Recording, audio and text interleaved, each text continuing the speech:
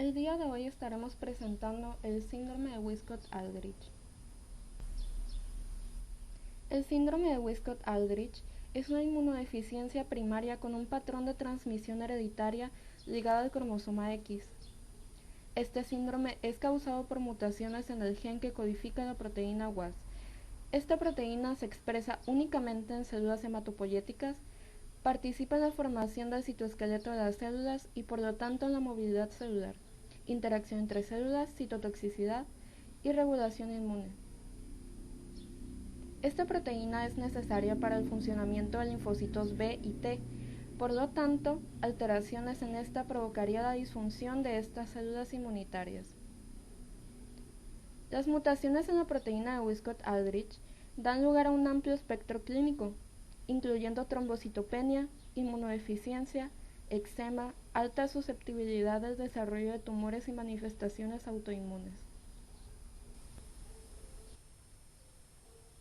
Fue en 1937 cuando Alfred Wiskott, un pediatra alemán, expuso por primera vez este síndrome. Wiskott describió a 3 hermanos con trombocitopenia congénita y que parecía seguir un patrón hereditario. Los hermanos manifestaron otros síntomas como diarrea con sangre, eczema e infecciones frecuentes. Fue 17 años después cuando un pediatra estadounidense llamado Robert Aldrich identificó a una familia con múltiples varones afectados por este síndrome. Para ser más específica, Aldrich estudió a 16 varones afectados en 6 generaciones de la misma familia. Fue así como Aldrich demostró que la herencia se encontraba ligada al cromosoma X y que eran únicamente los hombres quienes manifestaban la enfermedad. Epidemiología. El Grupo Latinoamericano de Enfermedades de Inmunodeficiencia Primaria en su más reciente informe reveló que de un total de 3.321 pacientes registrados en 12 países de América Latina, entre ellos México, los síndromes de inmunodeficiencias bien definidas contaron con un 22.6% de todas las inmunodeficiencias primarias.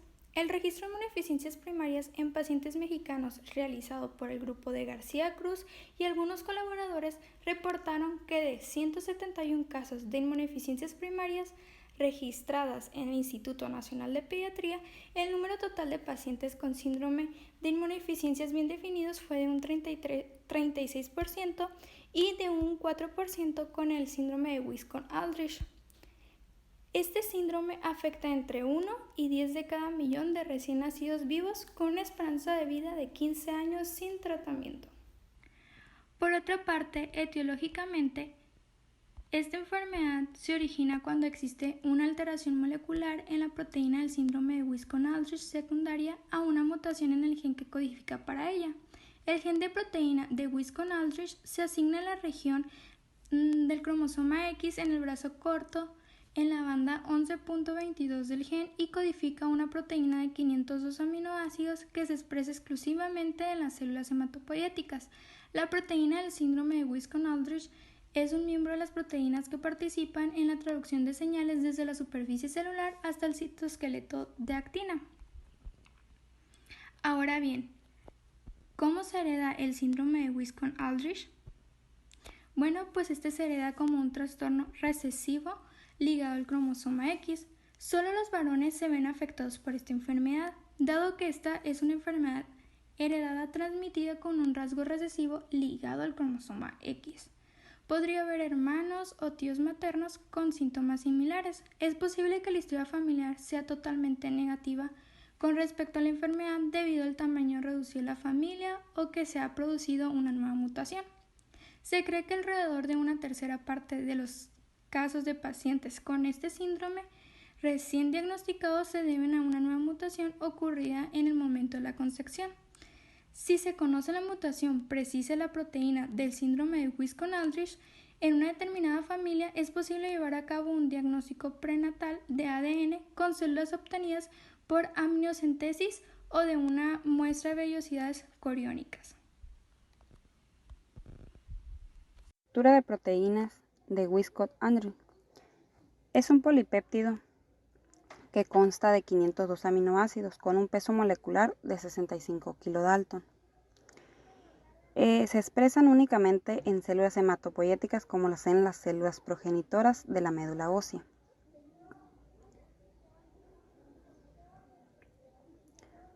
Funciones de proteínas de Wiskott-Andrew. Juega un papel importante en la regulación del citoesquelético de la actina en las células hematopoyéticas. Todas las proteínas de la familia de proteínas Wiskott-Andrew contienen una característica del dominio C-terminal capaces de activar la proteína relacionada con la actina para el complejo de la iniciación de formación de proteínas de nuevos filamentos de actina. También puede traducir señales de receptores de proteína como es la quirosinquinasa a través de la interacción de NSK y GRB2, la cual la función defectuosa de proteínas de Wiskott-Andrew da lugar a una deficiencia humoral y celular, lo cual la función inmunológica defectuosa incluye lipogenia generalizada, que es la proliferación anormal de células T con poca respuesta a antígenos polisacáridos, lo cual la migración defectuosa de actina contribuye a la inmunodeficiencia caracterizada, la cual la función alterada afecta a células efectoras del sistema inmune innato como son los fagocitos, los monocitos, macrófagos, entre otros. Las manifestaciones clínicas, el WAS suele manifestarse en la infancia, pero puede aparecer también durante el periodo neonatal. En la mayoría de los casos, los primeros síntomas clínicos son manifestaciones hemorrágicas con petequias, hematomas, sangrado intracraneal, eczema agudo o crónico. Es el segundo hallazgo característico del WAS. Se han observado manifestaciones autoinmunes en aproximadamente un 40% de los casos, que incluyen anemia hemolítica autoinmune, neutropenia, vasculitis, enfermedad inflamatoria del intestino, enfermedad renal y la artritis. Estos pacientes que contienen este síndrome tienen un riesgo mayor de desarrollar tumores a cualquier edad. El diagnóstico está basado en la historia familiar, el examen físico y pruebas de laboratorio, que revelan una trombocitopenia grave, con un tamaño reducido de las plaquetas y un número de megacariocitos que suelen ser normal. Estas están basadas en dos principalmente, que es el diagnóstico diferencial. Principal es la trombopenia idiopática aguda o crónica o la aloinmunización de plaquetas neonatales. El segundo consta del diagnóstico prenatal, que es factible en fetos varones. Tratamiento. Sabemos que algunas personas con el síndrome de Wiskott-Aldrich presentan algún tipo de infección, ya sea ocasionado por bacterias, virus u hongos, lo cual necesitan una terapia que sea rápida y oportuna. Es por eso que se utiliza el tratamiento antimicrobiano. También tenemos que el tratamiento profiláctico con gamma-globulina intravenosa es muy útil, solo que este está indicado en pacientes con infecciones bacterianas frecuentes. En la actualidad, el tratamiento principal que se utiliza como curativo es el trasplante de médula ósea de un donador compatible. Si no existe un donador compatible de médula ósea, también se podría realizar una transfusión de células madre hematopoyéticas del cordón umbilical, por lo que hace a los pacientes con síndrome de Wiskott-Aldrich tengan una esperanza de vida más prolongada. Por último, está la transfusión de plaquetas, la cual se realiza solo cuando el sangrado no se puede evitar, como es el caso de las hemorragias del sistema nervioso central. Como conclusión, tenemos que el síndrome de Wiskott-Aldrich es una inmunodeficiencia primaria grave, con un fenotipo clínico variable. Se ha reportado que los defectos celulares ocasionados por la mutación del gen WASP son la causa del fenotipo inmunológico.